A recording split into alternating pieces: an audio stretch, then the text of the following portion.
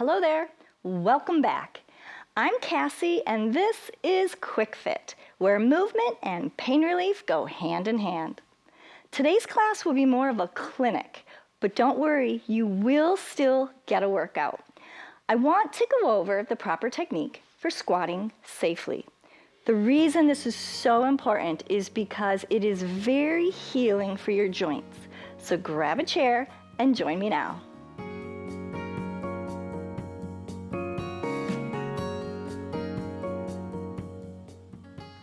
I love teaching squats, but knees can be tricky. And you know your body better than anyone. So if at any point you feel a knife pain, stop, see your doctor to make sure you don't have anything torn. But if you just have the normal pain associated with aging, join me carefully, and if there are certain spots you experience pain, avoid those spots, but follow along with the rest. All right, we're just going to start warming up the knees just a little bit before we start. And now I'd like you to have a fairly wide stance with your feet, about shoulder width apart. All right, toes are slightly toed out, all right? And I want you to push the hips back. Your chest comes forward a little bit and lift up those toes. All right, so we'll stand back up. We'll take a little bit of an inventory. So inhale, exhale, and hips go back. All right, so pick up those toes. What'll happen is when you pick up your toes, it helps you to center your weight more over your heels. All right, now some of us just, no matter what I say, don't realize it, but they're going knees forward, and this is pretty hard on the knees. So push your weight through your heels and feel your hips go back. Very good. Ideally, you'd like your knees centered over about the center of your foot. This activates the hamstrings and helps you also to develop stronger hamstrings.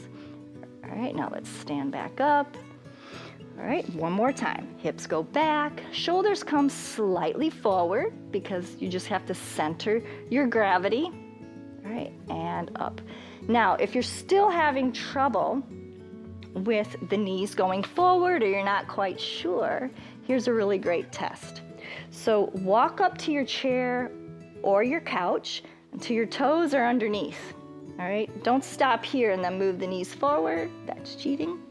Walk up until your knees are right up hard against the chair. And now when I say squat, you're not going to do this, right? Your hips have to go back, and now you're in the proper form. Just hold it here a moment and let's take an inventory.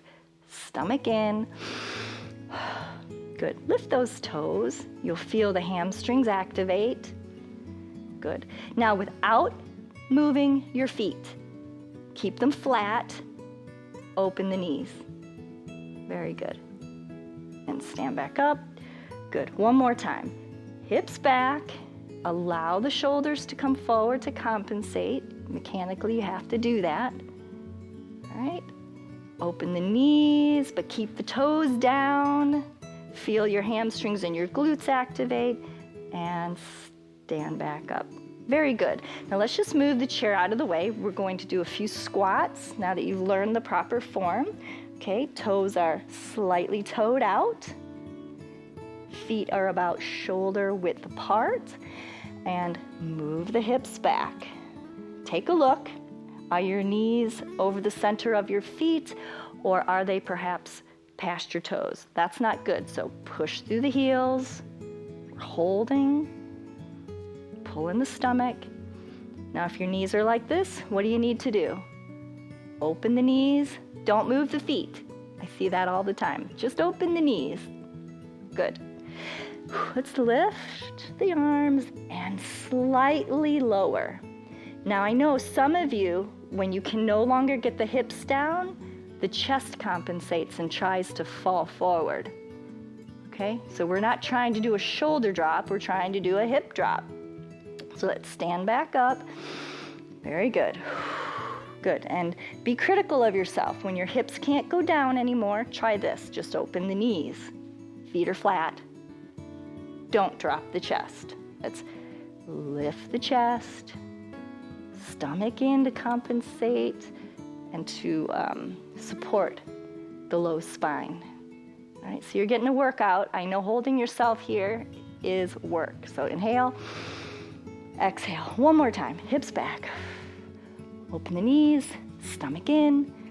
Chest is, I say up only because I don't want you to round your back. It can be confusing, and sometimes people think when I say lift the chest that I want them to stand up. But did you see what just happened to my knees? So it's not really what I mean. I just don't want you to have a rounded back. All right, come up. One more time. Hips back, knees are open, feet are flat, hamstrings are activated. Your torso is slightly leaning forward. Good. I like to say lift your arms. That helps people to not have a rounded upper back. Now let's start to get a little lower and up. Good.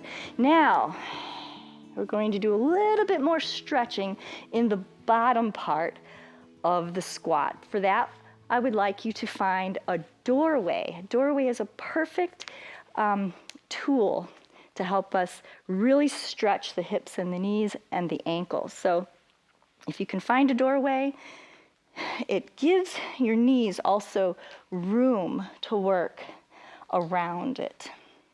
Okay, a chair works, but it might not quite be heavy enough. So get fairly close, okay? Usually people are surprised with how close I have them get.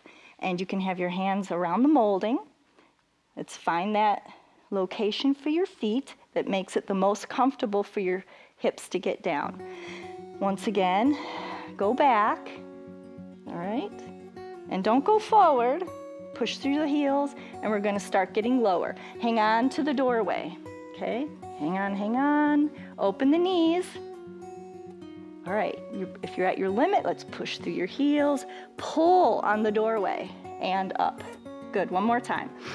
Hips back, hang on to the doorway and getting a little lower. Every time you do this, I know you're stretching more and more. The clients that I work with, this is my favorite exercise to have them do, and I have them do it before every workout. Wakes up the ankles, the calves, the knees, the hips, and the back. Good, so even if you're not getting as low as me, that's okay. Now let's get all the way down, and that's the other reason I want you to have the door frame. Because for you to get all the way down, I know some of you are falling, and that's okay. Hang on to the door frame. Good. And let's pull on it so you can have a long spine. Dig those elbows into your knees and hang on to that door frame. It's a nice leverage. So two things at the same time. You're opening the knees, keep the feet flat, and pulling on the door frame to stretch that upper back. All right, now we're going to relax. Let the whole back and spine round, and I know this feels good.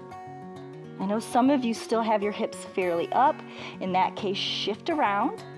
What I'd like you to concentrate is stretching that Achilles tendon and your calves. And it will get better with consistency. You'll start to get lower and lower. All right, now we're going to practice getting up. First thing I'd like you to do is pull on the door frame, find your heels. Press the heels into the floor, but pull. Good. All right, now, some of you I know didn't get as low as me. Maybe you only got halfway. Hang on to the door frame, get down to where you can, push through the heels, pull on the door frame, and up. Do several of these each day, and soon enough you'll find that you're much more comfortable in the lower positions.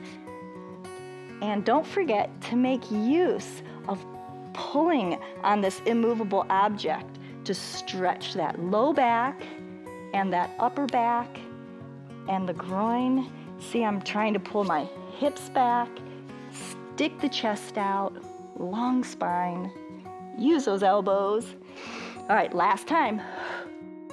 Start Pressing the heels in, pull on the floor, nice long back. Excellent. I hope your breathing is faster like mine is. That's a good thing.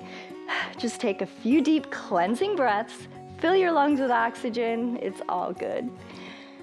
The great thing about this class format is you can stop the video anytime to repeat a move or go over a certain point or a cue. You can stop and look in the mirror as well, and that I really recommend to check your form, especially since our imagination isn't always the same as reality. And you can follow along anytime by coming back to pbswisconsin.org/quickfit, where I'll be here to show you more great moves for staying fit so you can keep doing all the things you love, because life is movement.